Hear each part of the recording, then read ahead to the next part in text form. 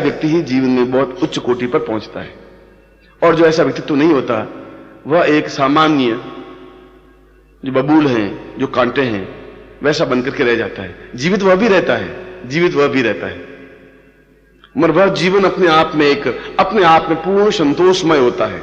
एक एहसास होता है, एक धैर्य होता है, एक चिंतन होता है। मैं तो दोनों प्रकार के जीवन जिए हैं। गृहस्थ शिष्यों के बीच में भी रहा हूं, संन्यास शिष्यों के बीच में भी रहा हूं। संन्यासियों में भी कई हल्के स्तर के भी होंगे, कुछ बहुत अच्छे स्तर के जिनके नाम आज भी शायद मेरे चित्त पर बहुत गहरी स्याही से लिखे हुए हैं, और आज भी मैं उनके संपर्क में हूं। भैरवानंद ऐसा एक शिष्य था जो 24 घंटे साथ रहता था। एक क्षण को भी ऐसा, मुझे 7 साल मेरे साथ रहा, 7 साल में मुझे एक भी क्षण ऐसा याद नहीं आया कि मैं पीछे पलट कर देखूं और वो मुझे नहीं दिखाई दे। बिल्कुल तत्पर, चौकस, हर क्षण, और आंख के इशारे को समझने वाला कि गुरुदेव इसमें क्या चाहते हैं। पानी पीना चाहते हैं, विश्राम करना चाहते हैं, कि लेटना चाहते हैं, कि पांव दबाना चाहते हैं, कि आगे बढ़ना चाहते हैं, कि स्नान करना चाहते हैं, क्या चाहते हैं, वो आंख के इशारे को समझता था। और जब तक मैं जागता रहता था तब तक बिल्कुल जागता रहता था, और जब मैं सोता था तो उसके बाद ही वह सोता था। और जब मैं सुबह उठता तो उससे पहले पानी की बाल्टी भरी हुई, कपड़े लंगोट रखी हुई, साफ सुथरी, और आंग लेपा हुआ, बिल्कुल तैयार, चौकस, स्नान किया हुआ तैयार रहता था। न मालूम सोता था भी नहीं। ऐसे एक नहीं, कई शिष्य हैं। यदि कहीं मौका मिला तो मैं उन शिष्यों के जीवन को जो मेरे साथ बिताए हैं उनको लेकर के एक पुस्तक लिखूंगा, जो आने वाले शिष्यों के लिए एक प्रकाश होगा, एक रोशनी होगी, एक पथ प्रदर्शन का काम करेगी, एक गुलाब के फूलों को विकसित करने में सहयोग देंगी। मगर वो कैसे लिखना होगा? वह तब लिखना होगा क्योंकि लिखना अपने आप में घास काटना नहीं है। खुरपी ली और घास तुरंत काट दिया। लिखने के लिए तो पूर्ण मानसिक शांति चाहिए, और पूर्ण मानसिक शांति तब हो सकती है जब कांटों और गुलाब के बीच में एक व्यक्ति तन करके खड़ा होता है। एक नहीं 40 व्यक्ति तन के खड़े होते हैं कि ये अंधेरा, ये तूफान मैं यहां तक नहीं आने दूंगा जिससे गुलाब का फूल भी खिल के मुरझा करके गिर जाए। वह तो चाहे ईश्वर भी होगा तो उसको भी हम तलवार से काटेंगे तो वो भी कट जाएगा। कृष्ण को भी अगर तलवार लगा, तीर लगाते तो उनके भी खून निकला ही निकला था। राम को भी अगर रावण के तीर लगे तो उनके सारे शरीर में से कम 108, 109 छेद हो ही गए थे राम के भी। वह तो एक शरीर है, उस शरीर के अंदर वह ईश्वरत्व है, उस शरीर के अंदर शिष्यत्व है, उस शरीर के अंदर गुरुत्व है। आपने अपना कितना जीवन किस तरीके से व्यतीत किया और गुरु ने अपना जीवन किस तरीके से व्यतीत किया? क्या गुरु तुम्हारे बराबर सहयोगी रहे? क्या गुरु तुम्हें बराबर प्रेम से बोलते रहे? क्या गुरु तुमने कभी गालियां दी? क्या गुरु ने तुम्हें कभी ओछा बोला? क्या गुरु ने तुम्हारा कभी षड्यंत्र किया? अगर नहीं किया तो तुम्हें भी कोई अधिकार नहीं है कि उनके प्रति षड्यंत्र करें, या उनके प्रति झूठ बोलें, या उनके प्रति छल करें, या उनके प्रति उस तूफान को आने दें। और ऐसा मानसिक शांति मिले, ये हमारा धर्म है, जिससे कि वह उन व्यक्तियों के बारे में लिख सके, उस ज्ञान के बारे में लिख सके जो कि अपने आप में एक जीवंत जागृत चैतन्य, एक काल गणना हो। इसलिए शंकराचार्य कहते हैं कि जन्म से लगा करके मृत्यु तक, चाहे आप व्यापारी हैं, चाहे आप नौकरी पेशा हैं, चाहे आप किसी भी क्षेत्र में आप शिष्य हैं, मृत्यु के क्षण तक भी शिष्य हैं। शिष्य का मतलब है कि आप क्या कर रहे हैं और आप किसके लिए क्या कर रहे हैं। क्या अपने लिए? अपने लिए तो एक कुत्ता भी, रोटी का टुकड़ा पड़ा होगा, 4 कुत्ते झगड़ करके एक कुत्ता उस रोटी का थोड़ा सा भाग लेकर के भी भाग जाएगा। वो अपने लिए करता है। हमने दूसरे के लिए क्या किया वह क्षण आपका है।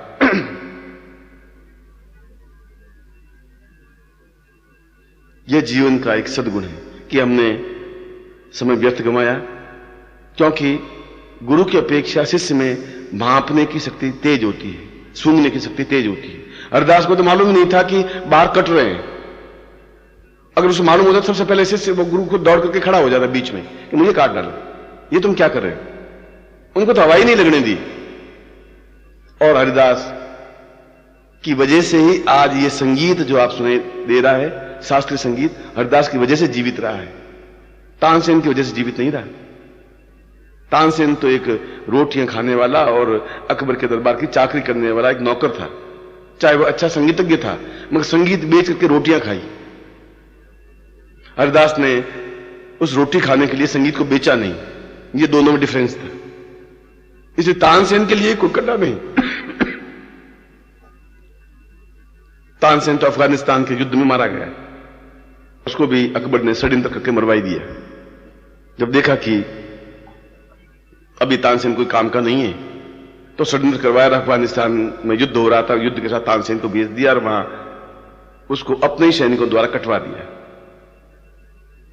क्योंकि अकबर का पूरा जीवन चरित्र षड्यंत्र से भरा हुआ है। और जो भी राजा होते थे वे केवल या तो सद्गुणों का विकास करते थे या षड्यंत्र करते थे। दो ही चीजें होती हैं व्यक्ति में, ये दोनों में डिफरेंस था। ये तानसेन को आज भी इतिहास क्षमा नहीं कर रहा है। हरिदास को आज भी अपने सिर पर, आंखों पर बिठा रखता है। और आप देखेंगे कि जो उच्च कोटि के संगीतकार हैं वे सबसे पहले संगीत प्रारंभ करने से पहले हरिदास को प्रणाम करते हैं, उनको नमन करते हैं, उनका आशीर्वाद लेते हैं, क्योंकि उनकी वाणी आज भी हवा में गूंज रही होगी। आज भी वे उनको गुरु मान करके ही पूजा करते हैं।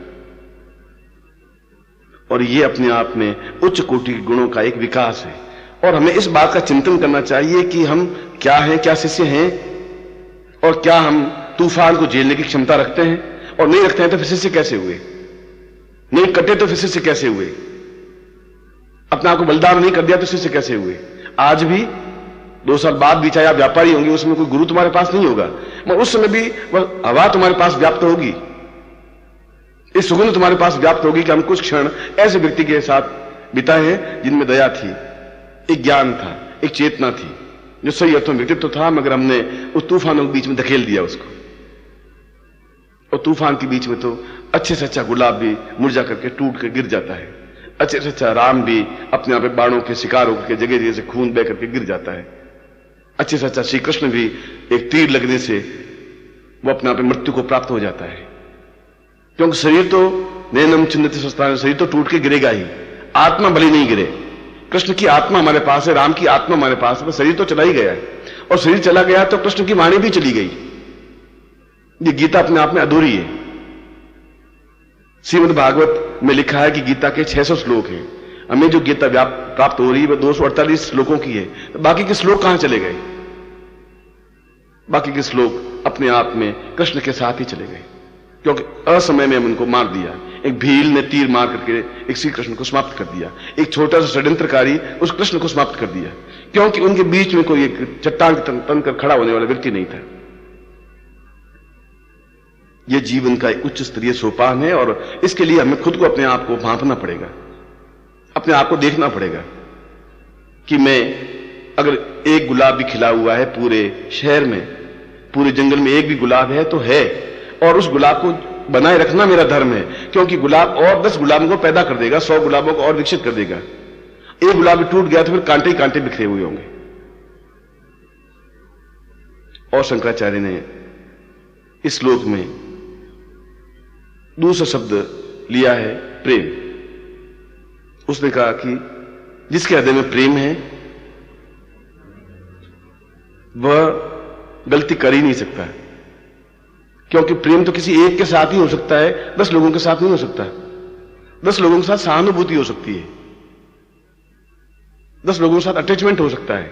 आप दिन भर में 40 लोगों से मिले, 40 लोगों से परिचय आपका हो सकता है, प्रेम नहीं हो सकता। प्रेम तो केवल एक व्यक्ति से होगा, या तो ईश्वर से होगा, या गुरु से होगा, या किसी से भी होगा। और जिसके प्रति प्रेम है उसके प्रति फिर जान न्योछावर होती है, भक्त अपने आप को पूर्ण रूप से समर्पित कर देता है।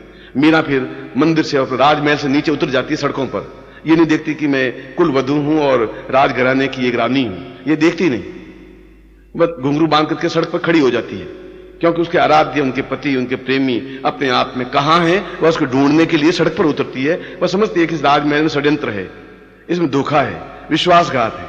और किया, राणा सांगा ने उसके लिए जहर का प्याला भर करके भेजा, सांप की पिटारी भेजी, और मारने के षड्यंत्र किए। मीरा ने कहा इससे मेरा कुछ बाल बांका नहीं हो सकता, क्योंकि मेरे अंदर एक ज्योति है प्रेम की, और उसके अंदर एक व्यक्तित्व बैठा है, वह मुझे मरने नहीं देगा। मैं जहर का प्याला भी पी लूंगी। पी लिया, और जब बहुत देखा कि षड्यंत्र बहुत अधिक हो गया, तो वो अपने आप में उस प्रिय की रक्षा करने के लिए, क्योंकि कहीं उसको नुकसान नहीं पहुंचा दे, वो सड़कों पर उतर गई उससे मिलने के लिए कि तुम्हें बचाना मेरा धर्म और मेरा कर्तव्य है। इसलिए नहीं कही कि वो नाच लगाने के लिए सड़क पर उतरी थी, वह इस खोज में निकली थी कि ये षड्यंत्र कहीं वहां तक नहीं पहुंच जाए, क्योंकि मेरा प्रेम कृष्ण से है, ये षड्यंत्रकारी कृष्ण को भी समाप्त कर देंगे। मैं उसको कैसे बचाऊं? उसके लिए चाहे राजमहल मुझे छोड़ना पड़े तो राजमहल भी छोड़ दूंगी। और नीचे उतर गई।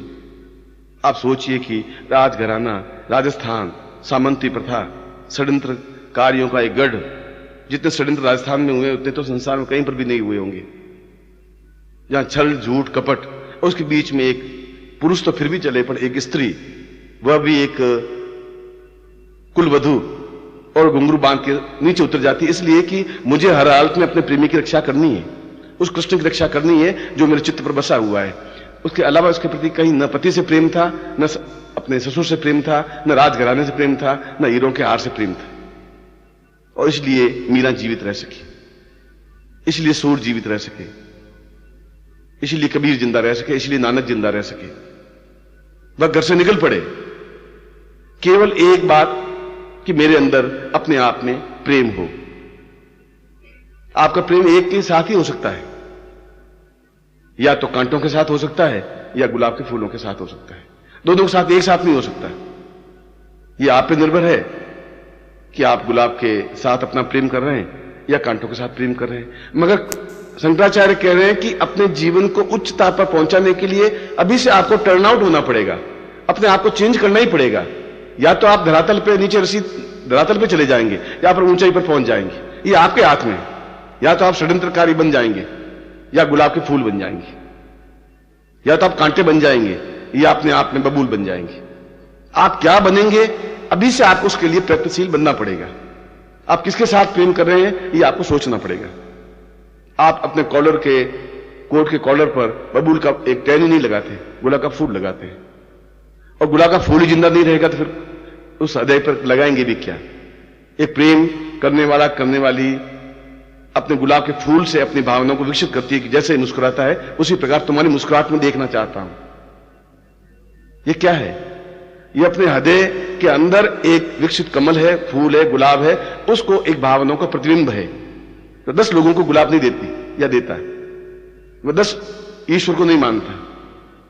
मीरा फिर 10 गुणों को नहीं मानती, वो तो मेरे तो गिरधर गोपाल, दूसरों ने कोई, दूसरा कोई है ही नहीं। वो मिले नहीं मिले, मैंने तो देखा भी नहीं उसको, पर मुझे मालूम है मेरे तो गिरधर गोपाल, मुझे ध्यान है, नहीं मिलेगा उसकी मर्जी। मैं उसको खोज करके इन षड्यंत्र कार्यों से बचाऊंगी, नहीं तो वो समाप्त हो जाएगा। उसको बचाने के लिए मुझे जमीन पर उतरना पड़े, जमीन पर उतरूंगी। लोक लाज खोई, संसार मुझे थू थू करेगा तो उसकी बात चिंता नहीं, मगर मैं कुछ करूंगी जरूर, हर हालत में उसको बचाने की कोशिश करूंगी। और मीरा आज अमर हो गई, और सैकड़ों लोग उस जमाने के थे वे समाप्त हो गए, उनके नाम हमें याद नहीं है। वो अपने आप में हजारों लोगों में से एक लड़की अपने आप में जीवित रह सकी, उच्च कोटि पे पहुंच सकी, बाकी सब लोग तो मर चुके। इस शंकराचार्य कहते हैं कि आपका प्रेम अपने गुरु से है या ईश्वर से है या नहीं है। अगर ईश्वर से है तो फिर दूसरा बीच में कुछ नहीं है, यदि गुरु से है तो फिर दूसरा कोई कुछ है ही नहीं बीच में। 2 लोगों से, 3 लोगों से, 4 लोगों से आप प्रेम नहीं कर सकते। जिस पे प्रेम करते हैं, पाणिनि के व्याकरण में, शब्दकोश में प्रेम शब्द का अर्थ दिया है अपने आप को पूर्ण रूप से मिटा देना, विसर्जित कर देना, अपने आप को समाप्त कर देना केवल उसके लिए। और प्रेम अपने आप में उच्च कोटि के व्यक्तित्व से ही किया जा सकता है। निम्न कोटि के व्यक्तित्व से प्रेम करके आप खुद बबूल बन जाएंगे। वो उच्च कोटि का व्यक्तित्व शास्त्र में लिखा है, या तो ईश्वर है या ब्रह्म है या गुरु है। चौथा कोई व्यक्ति है ही नहीं, चौथा कोई शब्द ही नहीं बनाया। बाकी सब एक हाड़ मांस के पुतले हैं जो बड़े होते हैं, पिघलते हैं और गिर जाते हैं, और हम भी उसके बराबर खड़े होते हैं, पिघलते हैं, समाप्त हो जाते हैं। क्या समाप्त हो जाने के बाद हमारे जीवन का कोई अस्तित्व बचा? क्या मरते समय हमारे होठों पर मुस्कुराहट दिखाई दी?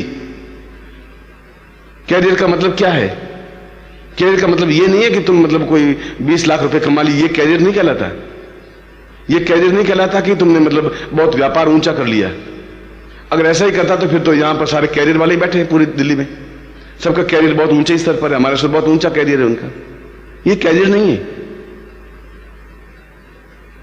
ये अपने आप में कोई मानता भी नहीं है। ऐसे मानता तो यहां पर तो इस कोठियों में जितने चले जाए सब महान ही महान व्यक्ति बैठे हैं, हमसे तो ज्यादा पैसे वाले हैं। एक कोठी 1.5 करोड़ 2 करोड़ की कोठी है, तो फिर महान नीचे कोई है ही नहीं, सामान्य तो कोई है ही नहीं। मगर उनके चित्त में क्या है, वे कैसे व्यक्तित्व है?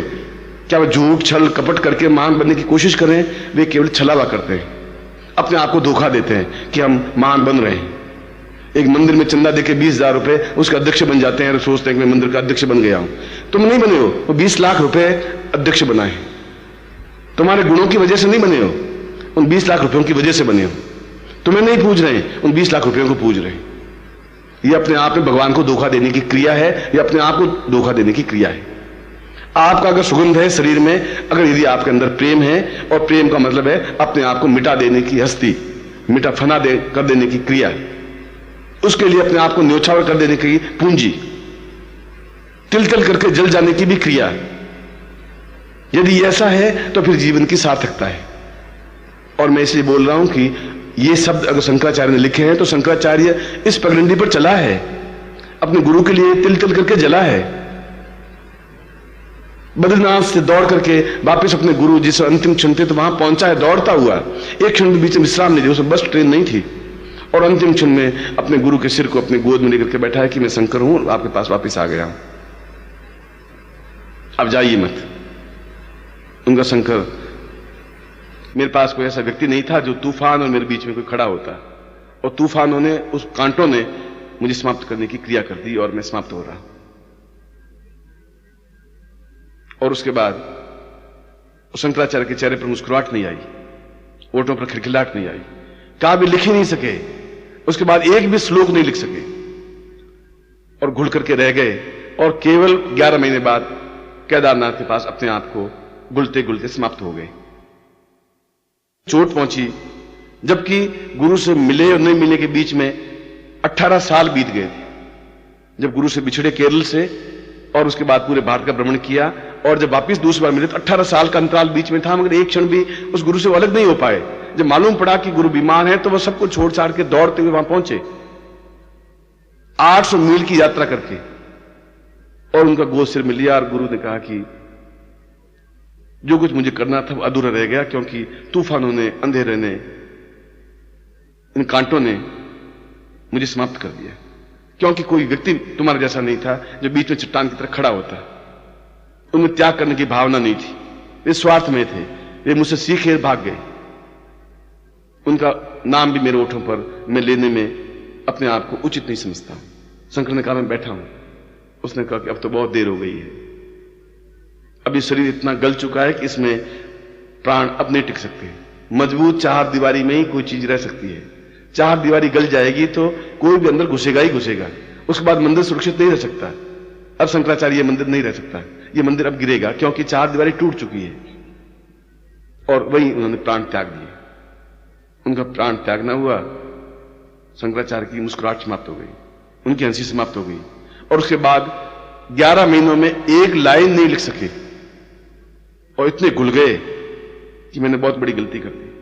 मैंने पूरे देश से बुद्धत्व को तो समाप्त किया, मैंने शंकर भाषा जैसा गीत तो लिखा, मगर अपने गुरु की रक्षा के लिए कुछ नहीं कर पाया। मेरे जैसा अधम व्यक्तित्व कोई नहीं है। अंतिम क्षणों में जो श्लोक लिखे उन्होंने 4-5, उन्होंने अपने आप को अधम कहा है, उन्होंने अपने आप को पापी कहा है, उन्होंने अपने आप को निर्लज्ज कहा है। उन्होंने कहा कि मैं सबसे घटिया व्यक्तित्व बन गया, क्योंकि जो मुझे करना चाहिए था वो नहीं कर पाया, जो नहीं करना चाहिए था उसके लिए मैं भागता फिरा, क्योंकि वो उस पगडंडी पर चला है। इसलिए उसने ये लिखा है कि प्रेम अपने आप में आत्मोत्सर्ग करने की क्रिया है, अपना सब कुछ सौंप देने की क्रिया है, अपने आप को मिटा देने की क्रिया है, इसलिए कि वह व्यक्ति जिंदा रह सके, जो मुस्कुराहट बिखेर सके, जो सुगंध बिखेर सके, इस पृथ्वी पर अपने आप को व्याप्त कर सके और उन तूफानों को समाप्त कर सके, उन कांटों को तोड़ सके। अब उनको समाप्त कर दिया, उस चार दीवारी को टूटने दिया और हम टुकड़ टुकड़ देखते रहे तो मंदिर गिरेगा ही गिरेगा, क्योंकि जो चार दीवारी गिराएंगे मंदिर को भी गिराएंगे। और जब मंदिर गिर गया तो भगवान भी गिर गए, जब भगवान गिर गए तो फिर अंधेरा ही अंधेरा हो गया, खंडर बन गए। अगर हम खंडरों को जीवित देखना चाहते हैं तो ठीक है, मंदिर को जीवित देखना चाहते हैं तो ये अपने आप में उच्च स्तरीय सोपान है, उच्च स्तरीय क्रिया है। और शंकराचार्य जैसा व्यक्ति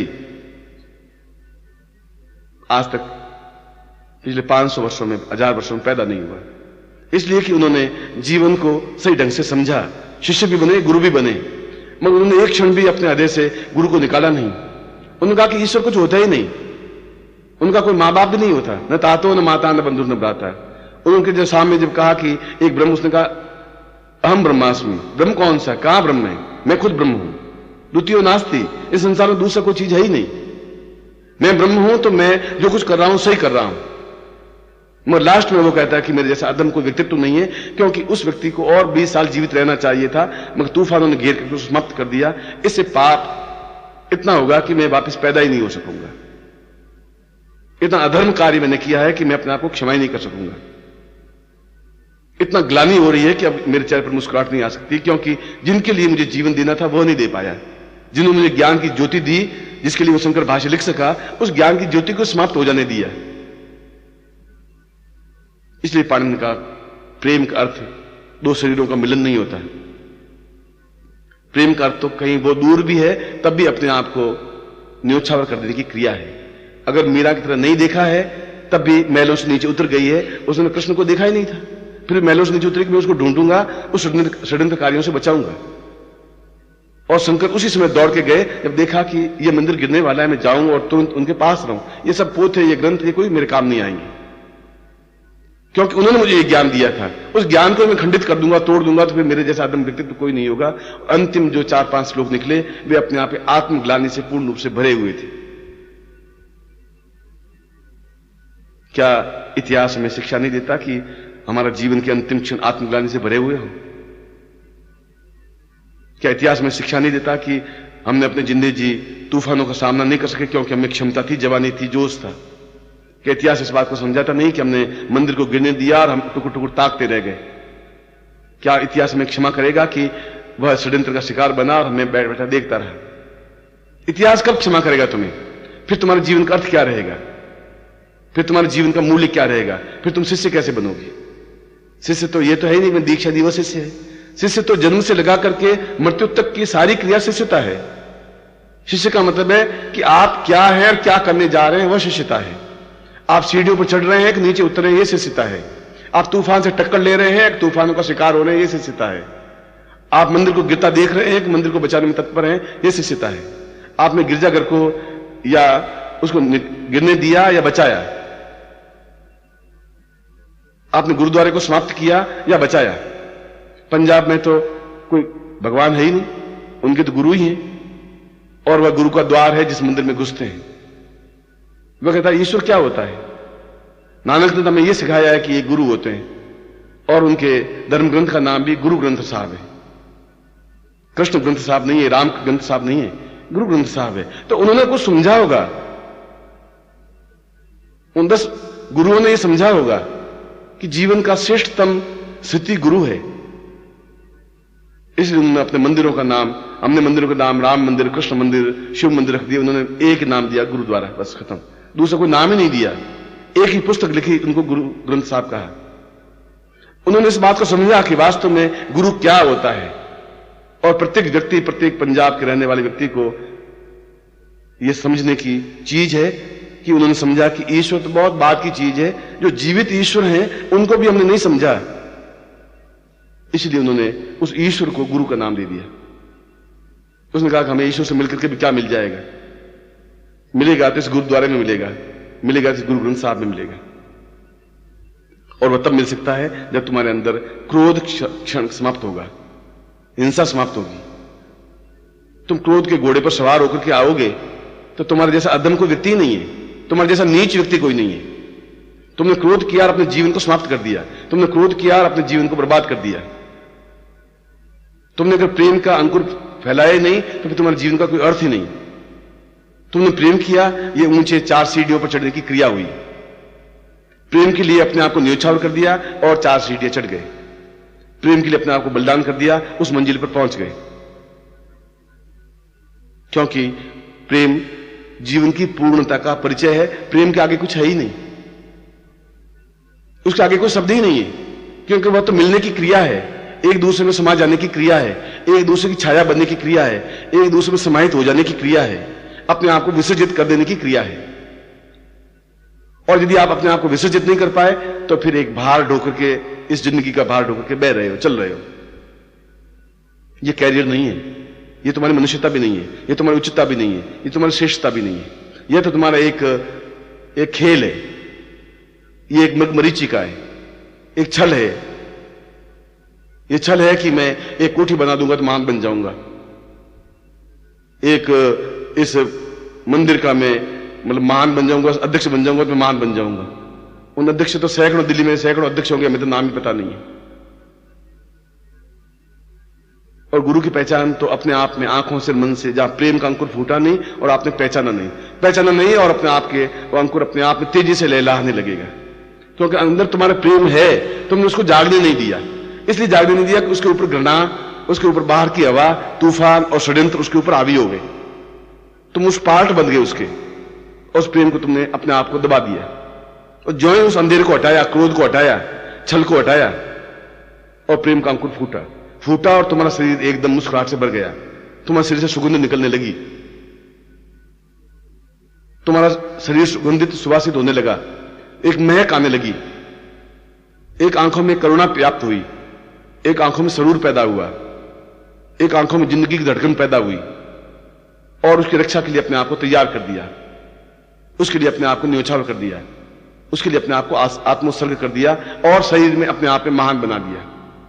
जितने भी महान बने, उन्होंने उस प्रेम के अंकुर के ऊपर से इन चीजों को हटाया, उसके शिकार नहीं बने। उस झूठ के तुम चारों तरफ फैलोगे तो बाहर केवल झूठ मिलेगा, छल मिलेगा, षड्यंत्र मिलेगा। और 2 षड्यंत्रकारी मिल जाते हैं तो ऊंचे से ऊंचे राज्य को समाप्त कर देते हैं। षड्यंत्र जल्दी पनपता है, कांटे बहुत जल्दी फैलते हैं। गुलाब का फूल बड़ी मुश्किल से खुलता है, उसको खाद पानी देना पड़ता है, चारों तरफ कपड़ा बांधना पड़ता है, तूफान हवाओं से बचाना पड़ता है, ध्यान रखना पड़ता है कि पौधा मजबूत हो जाए। गुलाब का फूल बड़ी मुश्किल से खिलता है, ऊंचा उठता है। कांटों को आप कुछ नहीं करें तभी फैलते ही जाएंगे वो, और कांटों से पैर लहूलुहान हो जाते हैं और सेप्टिक हो जाता है, आदमी समाप्त हो जाता है। आप क्या बोल रहे हैं? आपके हृदय में कांटे हैं, आपके हृदय में घृणा है और है, क्योंकि उस वातावरण में सांस ले रहे हैं। क्या आप में क्षमता है कि उनको हटाएं तो आपने पहली बार एक अच्छे स्तर पर सीढ़ियों पर चढ़े। आपने उस प्रेम की अग्नि को थोड़ी सी हवा दी तो फिर 4 सीढ़ियां चढ़े। आपने अपने प्रेम को लहलाया, पौधा बनाया और आप महानता की ऊंचाई पर पहुंचे। उस प्रेम को किसी पर न्योछावर कर दिया, आप ऊंचाई